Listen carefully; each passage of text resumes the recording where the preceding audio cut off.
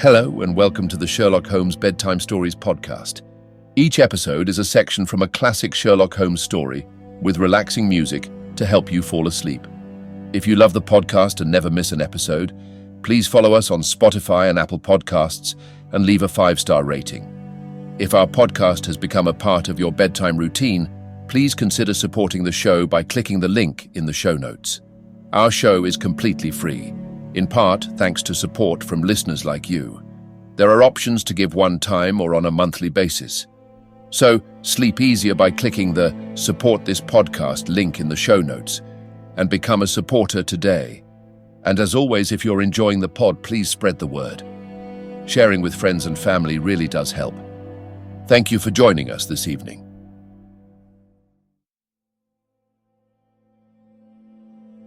Now it's time to relax.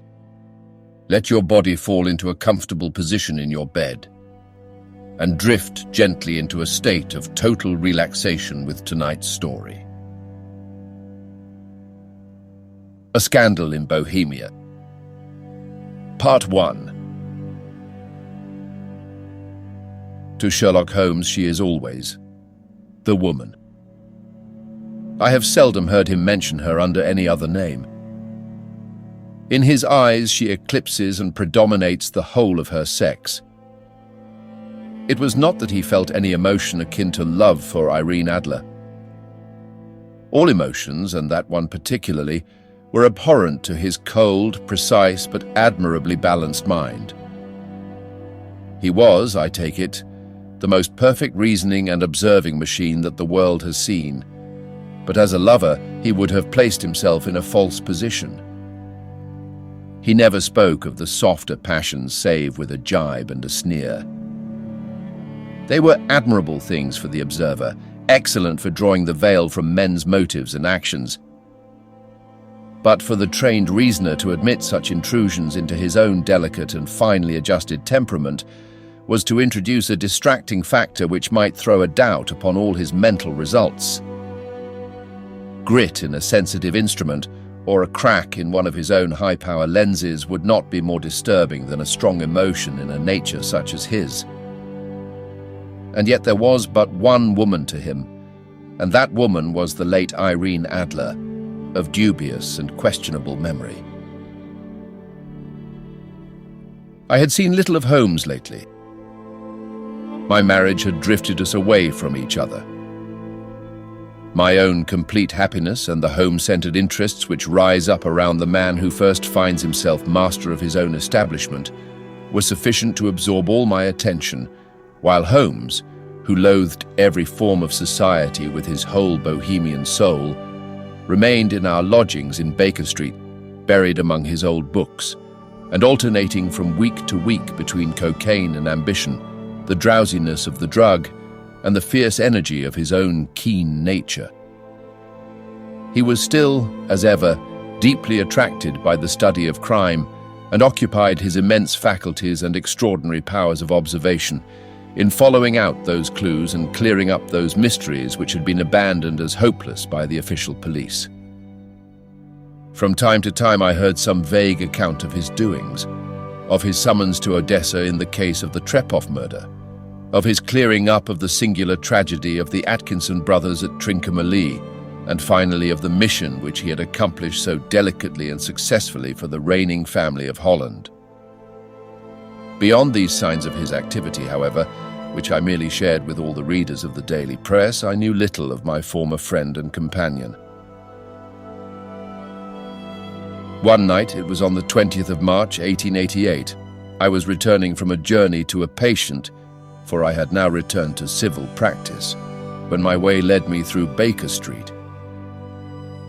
As I passed the well-remembered door which must always be associated in my mind with my wooing, and with the dark incidents of the study in scarlet, I was seized with a keen desire to see Holmes again, and to know how he was employing his extraordinary powers.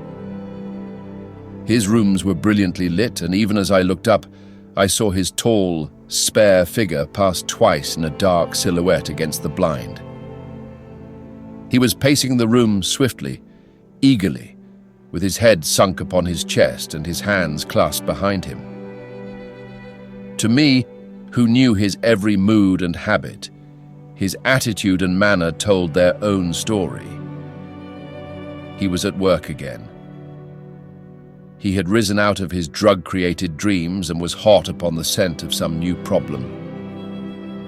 I rang the bell and was shown up to the chamber which had formerly been in part my own.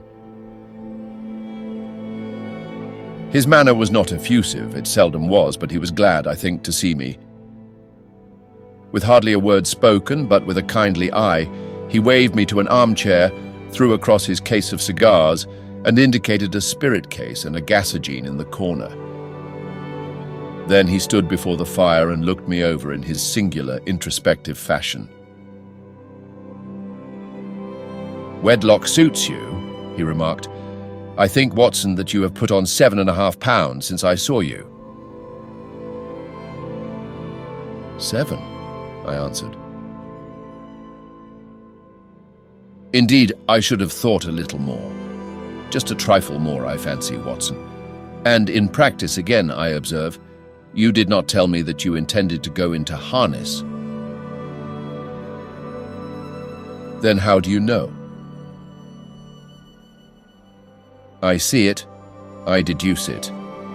How do I know that you have been getting yourself very wet lately, and that you have a most clumsy and careless servant girl?" "My dear Holmes," said I, "this is too much. You would certainly have been burned had you lived a few centuries ago. It is true that I had a country walk on Thursday and came home in a dreadful mess. But as I have changed my clothes, I can't imagine how you deduce it. As to Mary Jane, she is incorrigible, and my wife has given her notice. But there, again, I fail to see how you work it out." He chuckled to himself and rubbed his long, nervous hands together. "It is simplicity itself," said he. "My eyes tell me that on the inside of your left shoe, just where the firelight strikes it, the leather is scored by 6 almost parallel cuts. Obviously, they have been caused by someone who has very carelessly scraped round the edges of the sole in order to remove crusted mud from it. Hence, you see my double deduction that you had been out in vile weather and that you had a particularly malignant boot-slitting specimen of the London slavey.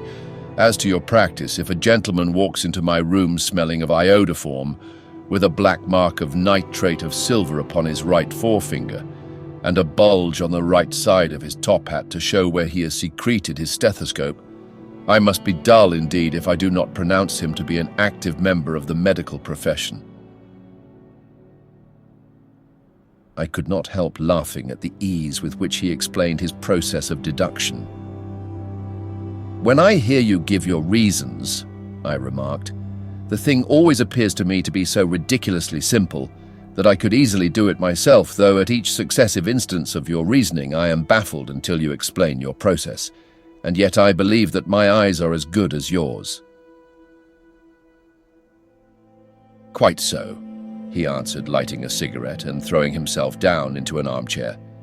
"You see, but you do not observe. The distinction is clear. For example, you have frequently seen the steps which lead up from the hall to this room." "Frequently." "How often?" "Well, some hundreds of times." "Then how many are there?" "How many, I don't know." "Quite so, you have not observed, and yet you have seen. That is just my point. Now, I know that there are 17 steps because I have both seen and observed. By the way, since you are interested in these little problems, and since you are good enough to chronicle 1 or 2 of my trifling experiences, you may be interested in this." He threw over a sheet of thick, pink-tinted notepaper which had been lying open upon the table. "It came by the last post," said he. "Read it aloud." The note was undated and without either signature or address. "There will call upon you tonight at 7:45, it said. a gentleman who desires to consult you upon a matter of the very deepest moment. Your recent services to one of the royal houses of Europe have shown that you are one who may safely be trusted with matters which are of an importance which can hardly be exaggerated. This account of you we have from all quarters received. Be in your chamber then at that hour, and do not take it amiss if your visitor wear a mask." "This is indeed a mystery," I remarked. "What do you imagine that it means?" "I have no data yet. It is a capital mistake to theorize before one has data. Insensibly, one begins to twist facts to suit theories, instead of theories to suit facts. But the note itself, what do you deduce from it?" I carefully examined the writing and the paper upon which it was written. "The man who wrote it was presumably well-to-do," I remarked, endeavoring to imitate my companion's processes. "Such paper could not be bought under £0.50 a packet. It is peculiarly strong and stiff." "Peculiar, that is the very word," said Holmes. "It is not an English paper at all. Hold it up to the light."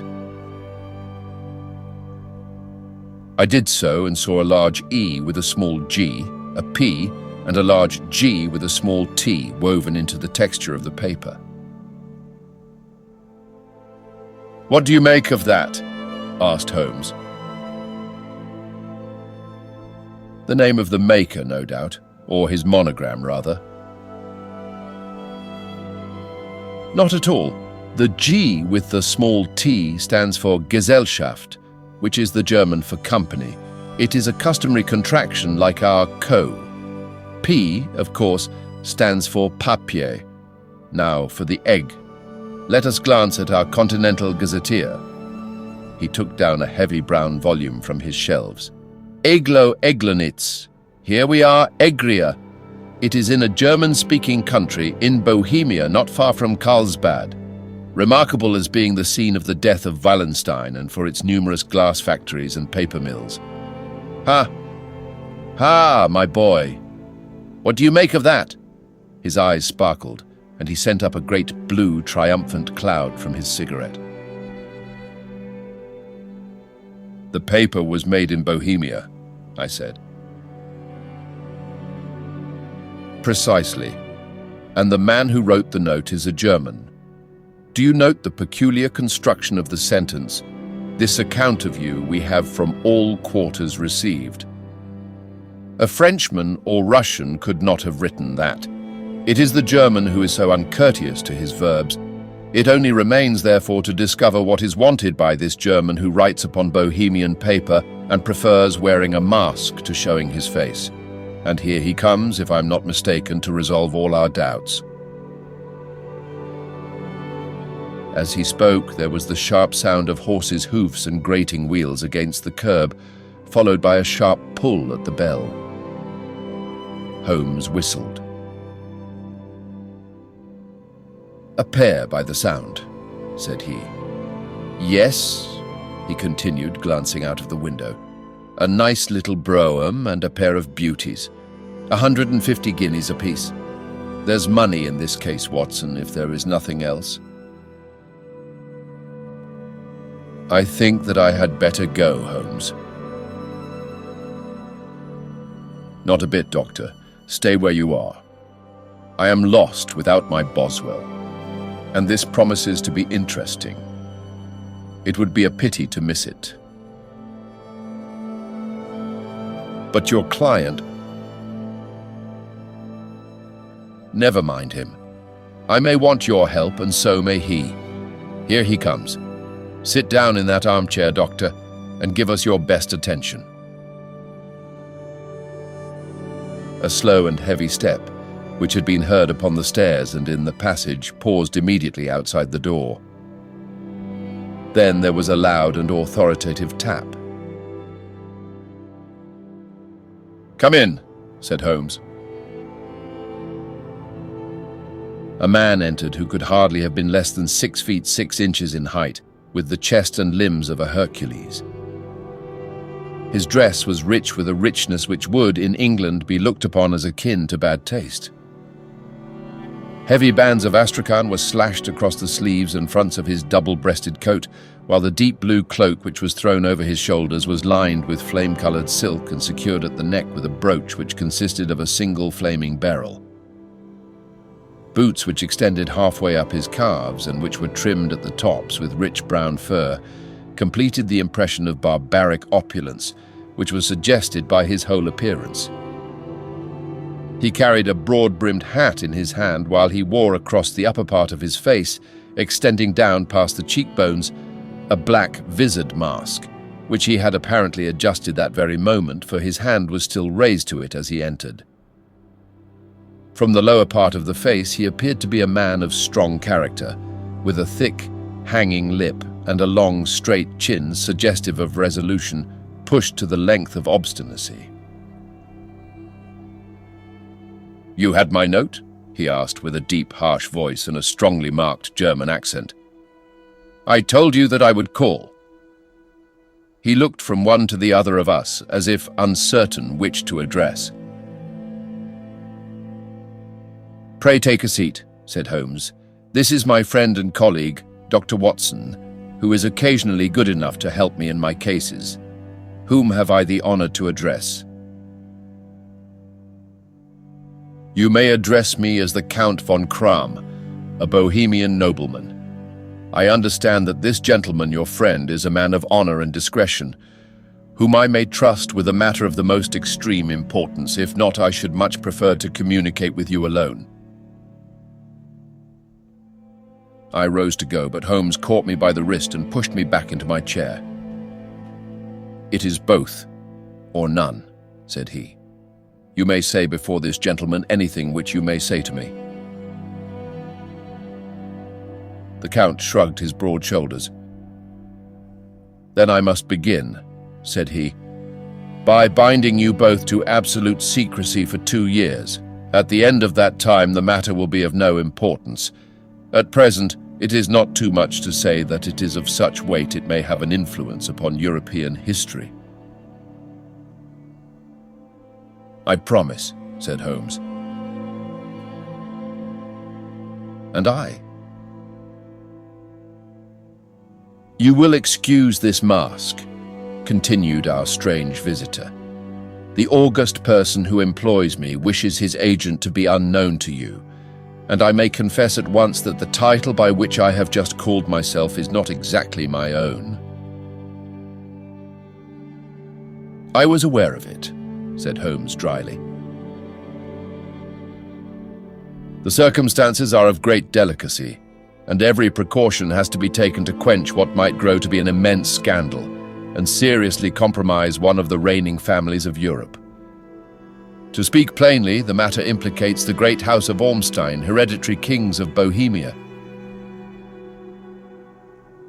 "I was also aware of that," murmured Holmes, settling himself down in his armchair and closing his eyes. Our visitor glanced with some apparent surprise at the languid, lounging figure of the man who had been no doubt depicted to him as the most incisive reasoner and most energetic agent in Europe. Holmes slowly reopened his eyes and looked impatiently at his gigantic client. "If your Majesty would condescend to state your case," he remarked, "I should be better able to advise you." The man sprang from his chair and paced up and down the room in uncontrollable agitation. Then, with a gesture of desperation, he tore the mask from his face and hurled it upon the ground. "You are right," he cried. "I am the king. Why should I attempt to conceal it?" "Why, indeed," murmured Holmes. "Your Majesty had not spoken before I was aware that I was addressing Wilhelm Gottsreich Sigismund von Ormstein, Grand Duke of Kassel-Felstein and hereditary King of Bohemia." "But you can understand," said our strange visitor, sitting down once more and passing his hand over his high white forehead. "You can understand that I am not accustomed to doing such business in my own person. Yet the matter was so delicate that I could not confide it to an agent without putting myself in his power. I have come incognito from Prague for the purpose of consulting you. Then pray consult, said Holmes, shutting his eyes once more. The facts are briefly these. Some 5 years ago, during a lengthy visit to Warsaw, I made the acquaintance of the well-known adventuress, Irene Adler. The name is no doubt familiar to you. Kindly look her up in my index, Doctor, murmured Holmes without opening his eyes. For many years he had adopted a system of docketing all paragraphs concerning men and things, so that it was difficult to name a subject or a person on which he could not at once furnish information. In this case, I found her biography sandwiched in between that of a Hebrew rabbi and that of a staff commander who had written a monograph upon the deep-sea fishes. Let me see, said Holmes. Born in New Jersey in the year 1858. Contralto. La Scala. Prima donna Imperial Opera of Warsaw. Yes, retired from operatic stage. Living in London. Quite so. Your Majesty, as I understand, became entangled with this young person, wrote her some compromising letters, and is now desirous of getting those letters back. Precisely so, but how? Was there a secret marriage? None. No legal papers or certificates? None. Then I fail to follow your Majesty. If this young person should produce her letters for blackmailing or other purposes, how is she to prove their authenticity? There is the writing. Pooh, forgery. My private notepaper. Stolen. My own seal. Imitated. My photograph. Bought. We were both in the photograph. Oh dear. That is very bad. Your Majesty has indeed committed an indiscretion. I was mad, insane. You have compromised yourself seriously. I was only Crown Prince then. I was young. I am but 30 now. It must be recovered. We have tried and failed. Your Majesty must pay. It must be bought. She will not sell. Stolen, then. 5 attempts have been made. Twice burglars in my pay ransacked her house. Once we diverted her luggage when she travelled. Twice she has been waylaid. There has been no result. No sign of it. Absolutely none. Holmes laughed. It is quite a pretty little problem, said he. But a very serious one to me, returned the king reproachfully. Very indeed, and what does she propose to do with the photograph? To ruin me. But how? I'm about to be married. So I have heard. To Clotilde Lothman von Saxe-Meiningen, second daughter of the King of Scandinavia. You may know the strict principles of her family. She is herself the very soul of delicacy. a shadow of a doubt as to my conduct would bring the matter to an end. And Irene Adler threatens to send them the photograph, and she will do it. I know that she will do it. You do not know her, but she has a soul of steel. She has the face of the most beautiful of women, and the mind of the most resolute of men. Rather than I should marry another woman, there are no lengths to which she would not go. None. You are sure that she has not sent it yet? I am sure. And why? Because she has said that she would send it on the day when the betrothal was publicly proclaimed. That will be next Monday. Oh, then we have 3 days yet, said Holmes with a yawn. That is very fortunate, as I have 1 or 2 matters of importance to look into just at present. Your Majesty will, of course, stay in London for the present. Certainly. You will find me at the Langham under the name of the Count von Kram. Then I shall drop you a line to let you know how we progress. Pray do so. I shall be all anxiety. Then as to money? You have carte blanche. Absolutely.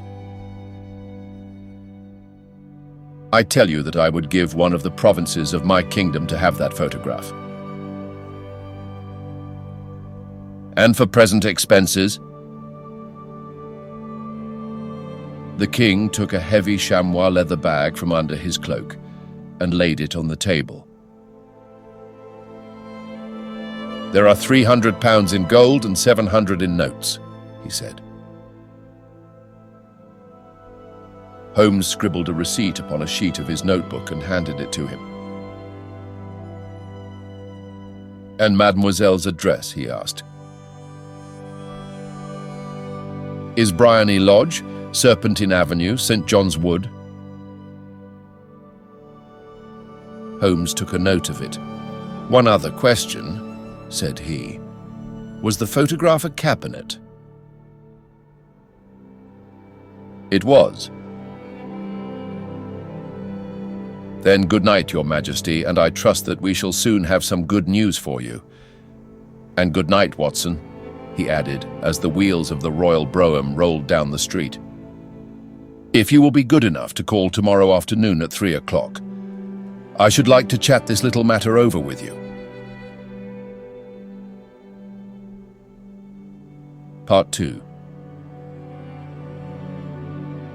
At 3 o'clock precisely, I was at Baker Street, but Holmes had not yet returned. The landlady informed me that he had left the house shortly after 8 o'clock in the morning. I sat down beside the fire, however, with the intention of awaiting him, however long he might be. I was already deeply interested in his inquiry, for, though it was surrounded by none of the grim and strange features which were associated with the 2 crimes which I have already recorded, still, the nature of the case and the exalted station of his client gave it a character of its own. Indeed, apart from the nature of the investigation which my friend had on hand, there was something in his masterly grasp of a situation and his keen, incisive reasoning which made it a pleasure to me to study his system of work and to follow the quick, subtle methods by which he disentangled the most inextricable mysteries. So accustomed was I to his invariable success that the very possibility of his failing had ceased to enter into my head. It was close upon 4 before the door opened, and a drunken-looking groom, ill-kempt and side-whiskered with an inflamed face and disreputable clothes, walked into the room. Accustomed as I was to my friend's amazing powers in the use of disguises, I had to look 3 times before I was certain that it was indeed he. With a nod, he vanished into the bedroom, whence he emerged in 5 minutes, tweed-suited and respectable as of old. Putting his hands into his pockets, he stretched out his legs in front of the fire and laughed heartily for some minutes. "Well, really," he cried, and then he choked and laughed again until he was obliged to lie back, limp and helpless, in the chair. "What is it?" "It's quite too funny. I'm sure you could never guess how I employed my morning or what I ended by doing." "I can't imagine. I suppose that you have been watching the habits and perhaps the house of Miss Irene Adler." "Quite so, but the sequel was rather unusual. I will tell you, however, I left the house a little after 8 o'clock this morning in the character of a groom out of work. There is a wonderful sympathy and Freemasonry among horsey men. Be one of them and you will know all that there is to know. I soon found Briony Lodge. It is a bijou villa with a garden at the back but built out in front right up to the road, 2 stories. Chubb, lock to the door. Large sitting room on the right side, well furnished with long windows almost to the floor, and those preposterous English window fasteners which a child could open. Behind there was nothing remarkable, save that the passage window could be reached from the top of the coach house. I walked round it and examined it closely from every point of view, but without noting anything else of interest. I then lounged down the street and found, as I expected, that there was a mews in a lane which runs down by one wall of the garden. I lent the ostlers a hand in rubbing down their horses, and received in exchange 2pence, a glass of half and half, 2 fills of shag tobacco, and as much information as I could desire about Miss Adler, to say nothing of half a dozen other people in the neighbourhood in whom I was not in the least interested, but whose biographies I was compelled to listen to. "And what of Irene Adler?" I asked. "Oh, she has turned all the men's heads down in that part. She is the daintiest thing under a bonnet on this planet. So say the Serpentine Mews. To a man. She lives quietly, sings at concerts, drives out at 5 every day and returns at 7 sharp for dinner. Seldom goes out at other times, except when she sings. Has only one male visitor, but a good deal of him. He is dark, handsome, and dashing, never calls less than once a day, and often twice. He is a Mr. Godfrey Norton of the Inner Temple. See the advantages of a cabman as a confidant. They had driven him home a dozen times from Serpentine Mews and knew all about him. When I had listened to all they had to tell, I began to walk up and down near Briony Lodge once more, and to think over my plan of campaign. This Godfrey Norton was evidently an important factor in the matter. He was a lawyer.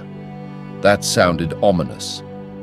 What was the relation between them, and what the object of his repeated visits?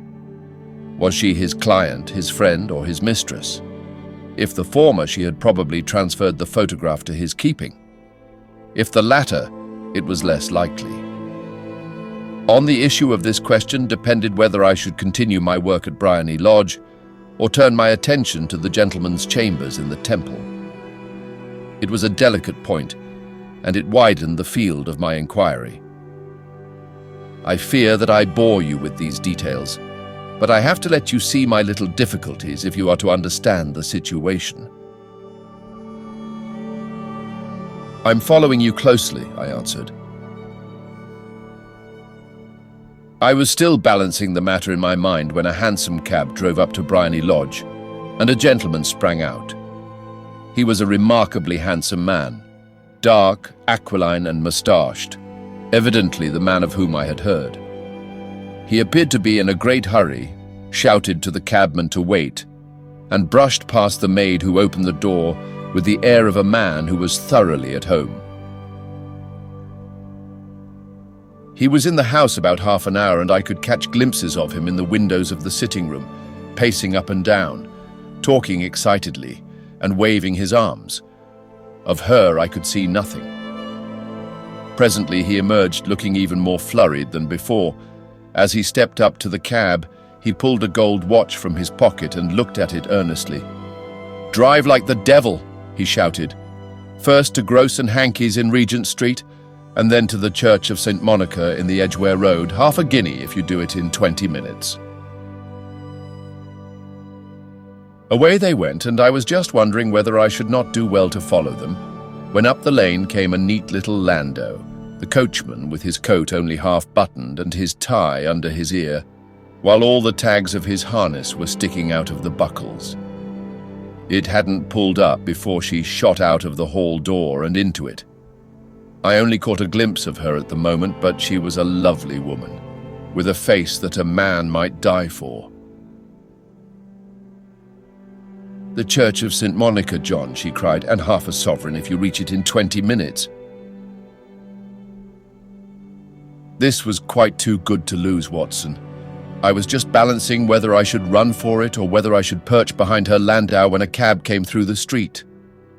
The driver looked twice at such a shabby fare, but I jumped in before he could object. "The Church of St. Monica," said I, "and half a sovereign if you reach it in 20 minutes. It was 25 minutes to 12, and of course it was clear enough what was in the wind. My cabbie drove fast. I don't think I ever drove faster, but the others were there before us.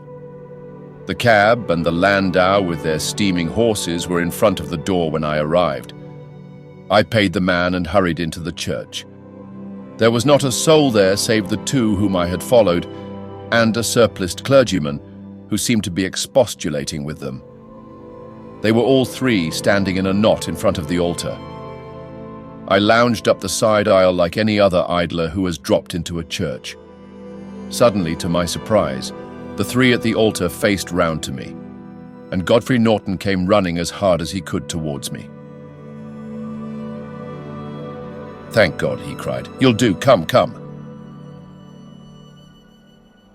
"What then?" I asked. "Come, man, come. Only 3 minutes, or it won't be legal."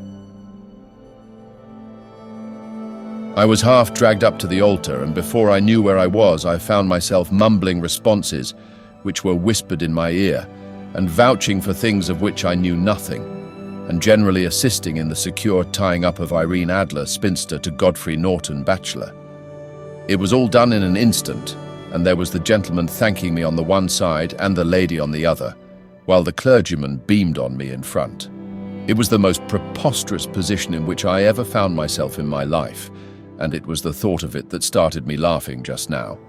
It seems that there had been some informality about their license, that the clergyman absolutely refused to marry them without a witness of some sort, and that my lucky appearance saved the bridegroom from having to sally out into the streets in search of a best man.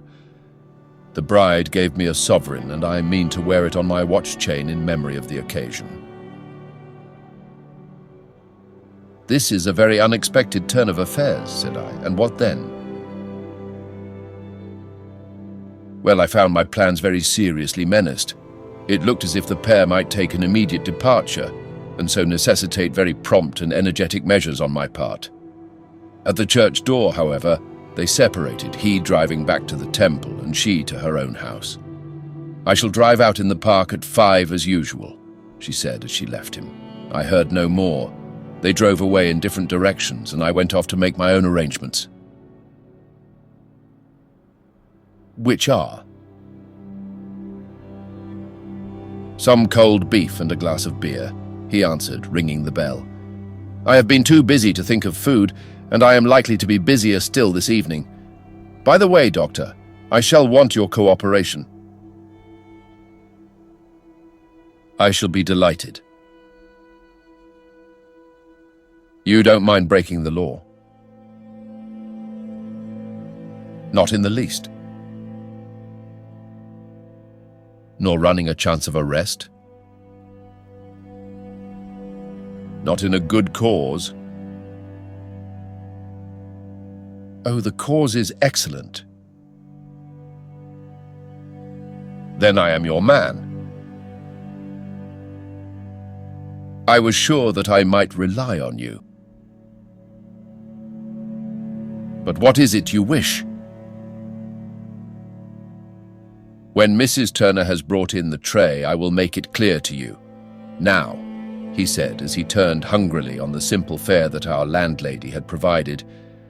I must discuss it while I eat, for I have not much time. It is nearly 5 now. In 2 hours we must be on the scene of action. Miss Irene, or Madame rather, returns from her drive at 7. We must be at Bryony Lodge to meet her. And what then? You must leave that to me. I have already arranged what is to occur. There is only one point on which I must insist. You must not interfere, come what may. You understand? I am to be neutral? To do nothing whatever. There will probably be some small unpleasantness. Do not join in it. It will end in my being conveyed into the house. 4 or 5 minutes afterwards, the sitting room window will open. You are to station yourself close to that open window. Yes. You are to watch me, for I will be visible to you. Yes. And when I raise my hand, so you will throw into the room what I give you to throw, and will, at the same time, raise the cry of fire. You quite follow me? Entirely.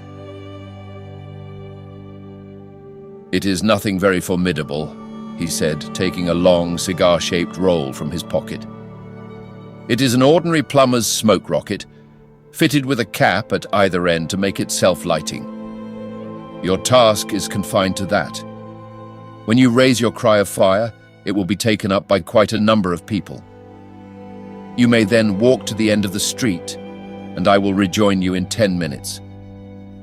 I hope that I have made myself clear. I am to remain neutral, to get near the window to watch you, and at the signal to throw in this object, then to raise the cry of fire, and to wait you at the corner of the street.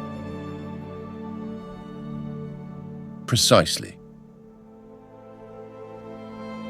Then you may entirely rely on me. That is excellent. I think perhaps it is almost time that I prepare for the new role I have to play. He disappeared into his bedroom and returned in a few minutes in the character of an amiable and simple-minded nonconformist clergyman. His broad black hat, his baggy trousers, his white tie, his sympathetic smile and general look of peering and benevolent curiosity were such as Mr. John Hare alone could have equalled. It was not merely that Holmes changed his costume. His expression, his manner, his very soul seemed to vary with every fresh part that he assumed. The stage lost a fine actor, even as science lost an acute reasoner when he became a specialist in crime. It was 6:15 when we left Baker Street, and it still wanted 10 minutes to the hour when we found ourselves in Serpentine Avenue. It was already dusk, and the lamps were just being lighted as we paced up and down in front of Bryony Lodge, waiting for the coming of its occupant. The house was just such as I had pictured it from Sherlock Holmes's succinct description, but the locality appeared to be less private than I expected. On the contrary, for a small street in a quiet neighborhood, it was remarkably animated. There was a group of shabbily dressed men smoking and laughing in a corner, a scissors grinder with his wheel, 2 guardsmen who were flirting with a nurse girl, and several well-dressed young men who were lounging up and down with cigars in their mouths.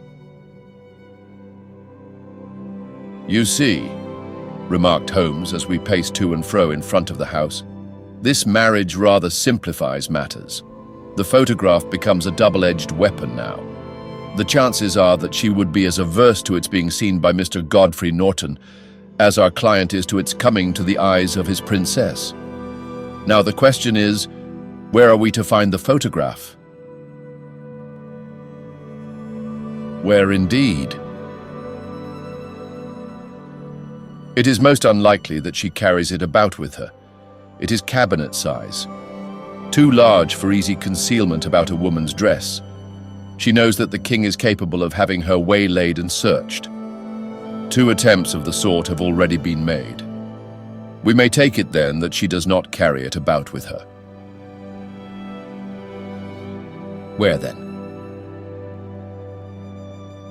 Her banker or her lawyer. There is that double possibility. But I am inclined to think neither. Women are naturally secretive, and they like to do their own secreting. Why should she hand it over to anyone else? She could trust her own guardianship, but she could not tell what indirect or political influence might be brought to bear upon a businessman. Besides, remember that she had resolved to use it within a few days. It must be where she can lay her hands upon it. It must be in her own house. But it has twice been burgled. Sure, they did not know how to look. But how will you look? I will not look. What then? I will get her to show me. But she will refuse. She will not be able to. But I hear the rumble of wheels. It is her carriage. Now, carry out my orders to the letter. As he spoke, the gleam of the sidelights of a carriage came round the curve of the avenue. It was a smart little landau which rattled up to the door of Briony Lodge. As it pulled up, one of the loafing men at the corner dashed forward to open the door in the hope of earning a copper, but was elbowed away by another loafer who had rushed up with the same intention. A fierce quarrel broke out, which was increased by the 2 guardsmen, who took sides with one of the loungers, and by the scissors grinder, who was equally hot upon the other side.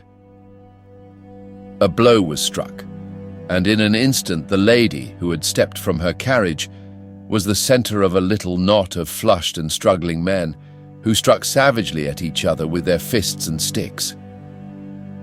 Holmes dashed into the crowd to protect the lady, but just as he reached her, he gave a cry and dropped to the ground, with the blood running freely down his face. At his fall, the guardsmen took to their heels in one direction and the loungers in the other, while a number of better-dressed people who had watched the scuffle without taking part in it crowded in to help the lady and to attend to the injured man.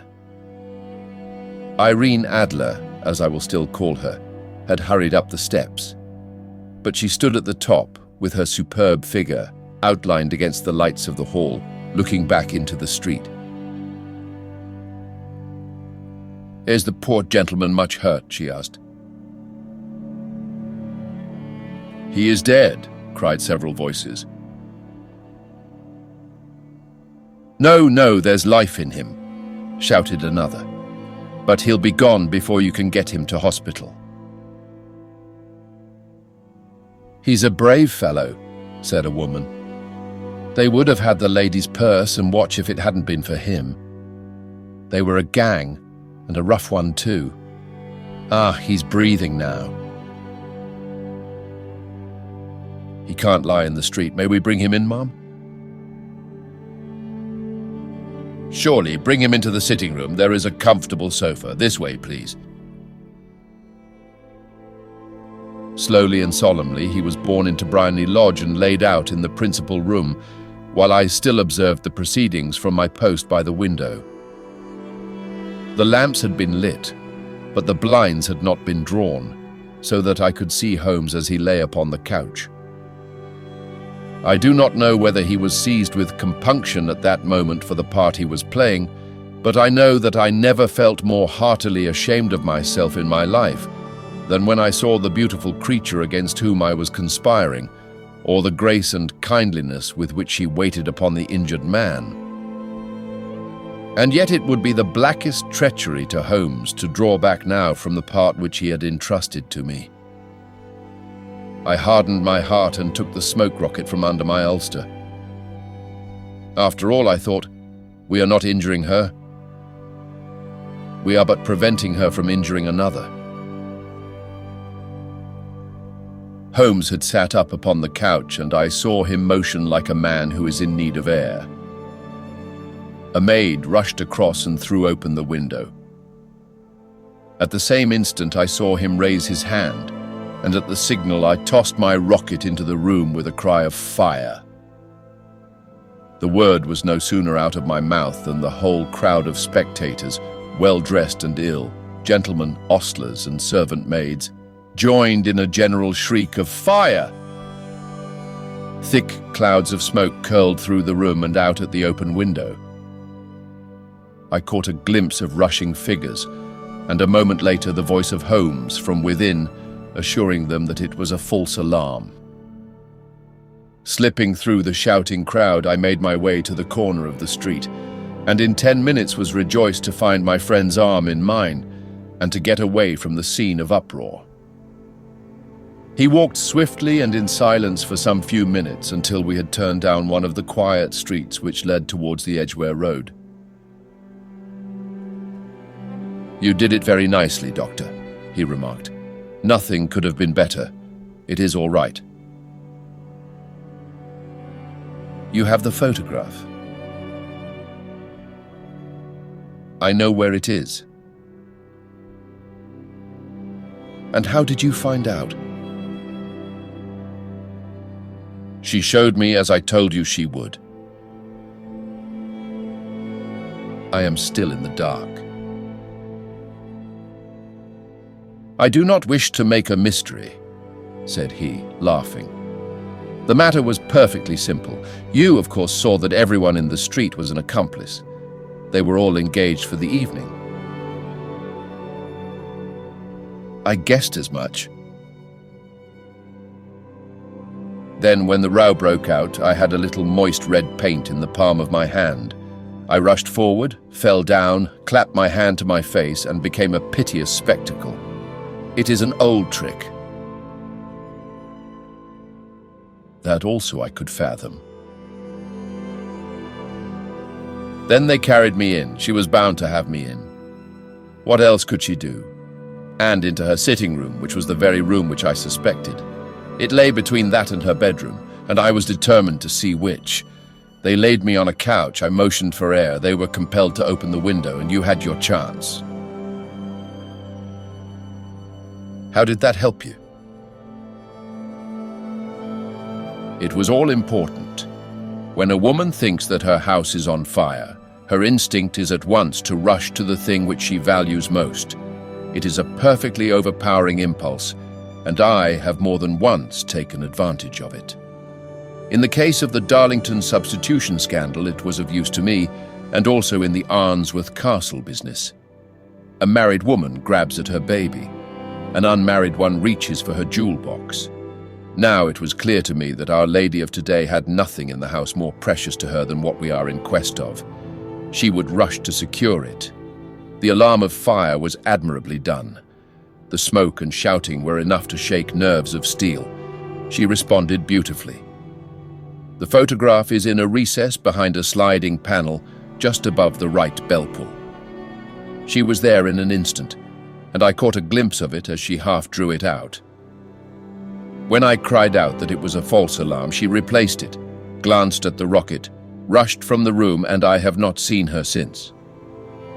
I rose and, making my excuses, escaped from the house. I hesitated whether to attempt to secure the photograph at once, but the coachman had come in, and as he was watching me narrowly, it seemed safer to wait. A little over-precipitance may ruin all. "And now?" I asked. "Our quest is practically finished. I shall call with the king tomorrow, and with you, if you care to come with us. We will be shown into the sitting room to wait for the lady, but it is probable that when she comes, she may find neither us nor the photograph. It might be a satisfaction to His Majesty to regain it with his own hands." "And when will you call?" "At 8 in the morning. She will not be up so that we shall have a clear field. Besides, we must be prompt, for this marriage may mean a complete change in her life and habits. I must wire to the king without delay." We had reached Baker Street and had stopped at the door. He was searching his pockets for the key when someone passing said, "Good night, Mr. Sherlock Holmes." There were several people on the pavement at the time, but the greeting appeared to come from a slim youth in an ulster who had hurried by.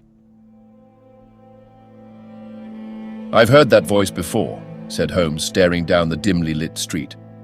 "Now I wonder who the deuce that could have been." Part 3. I slept at Baker Street that night, and we were engaged upon our toast and coffee in the morning when the King of Bohemia rushed into the room. "You have really got it?" he cried, grasping Sherlock Holmes by either shoulder and looking eagerly into his face. "Not yet." "But you have hopes?" "I have hopes." "Then come. I am all impatience to be gone." "We must have a cab." "No, my brougham is waiting." "Then that will simplify matters." We descended and started off once more for Briony Lodge. "Irene Adler is married," remarked Holmes. "Married? When?" "Yesterday." "But to whom?" "To an English lawyer named Norton." "But she could not love him." "I am in hopes that she does." "And why in hopes?" "Because it would spare your Majesty all fear of future annoyance. If the lady loves her husband, she does not love your Majesty. If she does not love your Majesty, there is no reason why she should interfere with your Majesty's plan." "It is true, and yet... Well, I wish she had been of my own station. What a queen she would have made." He relapsed into a moody silence, which was not broken until we drew up in Serpentine Avenue. The door of Briony Lodge was open and an elderly woman stood upon the steps. She watched us with a sardonic eye as we stepped from the brougham. "Mr. Sherlock Holmes, I believe," said she. "I am Mr. Holmes," answered my companion, looking at her with a questioning and rather startled gaze. "Indeed, my mistress told me that you were likely to call. She left this morning with her husband by the 5:15 train from Charing Cross for the Continent." "What?" Sherlock Holmes staggered back, white with chagrin and surprise. "Do you mean that she has left England?" "Never to return." "And the papers?" asked the king hoarsely. "All is lost." "We shall see." He pushed past the servant and rushed into the drawing room, followed by the king and myself. The furniture was scattered about in every direction, with dismantled shelves and open drawers, as if the lady had hurriedly ransacked them before her flight. Holmes rushed at the bell pull, tore back a small sliding shutter, and plunging in his hand, pulled out a photograph and a letter. The photograph was of Irene Adler herself in evening dress. The letter was superscribed to Sherlock Holmes, Esquire, to be left till called for. My friend tore it open, and we all three read it together. It was dated at midnight of the preceding night and ran in this way. "My dear Mr. Sherlock Holmes, you really did it very well. You took me in completely. Until after the alarm of fire, I had not a suspicion. But then, when I found how I had betrayed myself, I began to think. I had been warned against you months ago. I had been told that if the king employed an agent, it would certainly be you, and your address had been given me. Yet with all this, you made me reveal what you wanted to know.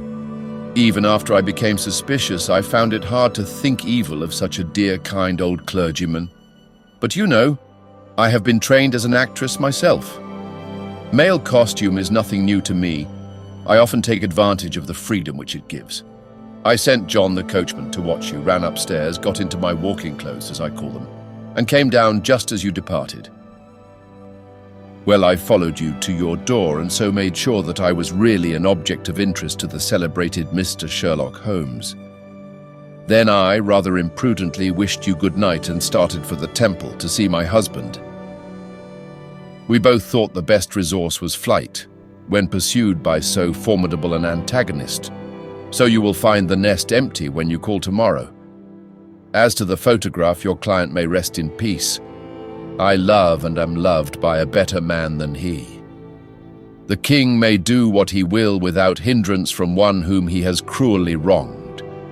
I keep it only to safeguard myself and to preserve a weapon which will always secure me from any steps which he might take in the future. I leave a photograph which he might care to possess, and I remain, dear Mr. Sherlock Holmes, very truly yours, Irene Norton, née Adler. What a woman, oh, what a woman, cried the King of Bohemia when we had all three read this epistle. Did I not tell you how quick and resolute she was? Would she not have made an admirable queen? Is it not a pity that she was not on my level? From what I have seen of the lady, she seems indeed to be on a very different level to your Majesty, said Holmes coldly. I am sorry that I have not been able to bring your Majesty's business to a more successful conclusion. On the contrary, my dear sir, cried the king, nothing could be more successful. I know that her word is inviolate. The photograph is now as safe as if it were in the fire. I am glad to hear your Majesty say so. I am immensely indebted to you. Pray tell me in what way I can reward you. This ring... He slipped an emerald snake ring from his finger and held it out upon the palm of his hand. Your Majesty has something which I should value even more highly, said Holmes. You have but to name it. This photograph. The king stared at him in amazement. Irene's photograph, he cried. Certainly, if you wish it. I thank your Majesty. Then there is no more to be done in the matter. I have the honor to wish you a very good morning. He bowed, and turning away without observing the hand which the king had stretched out to him, he set off in my company for his chambers. And that was how a great scandal threatened to affect the kingdom of Bohemia, and how the best plans of Mr. Sherlock Holmes were beaten by a woman's wit. He used to make merry over the cleverness of women, but I have not heard him do it of late. And when he speaks of Irene Adler, or when he refers to her photograph, it is always under the honorable title of the woman.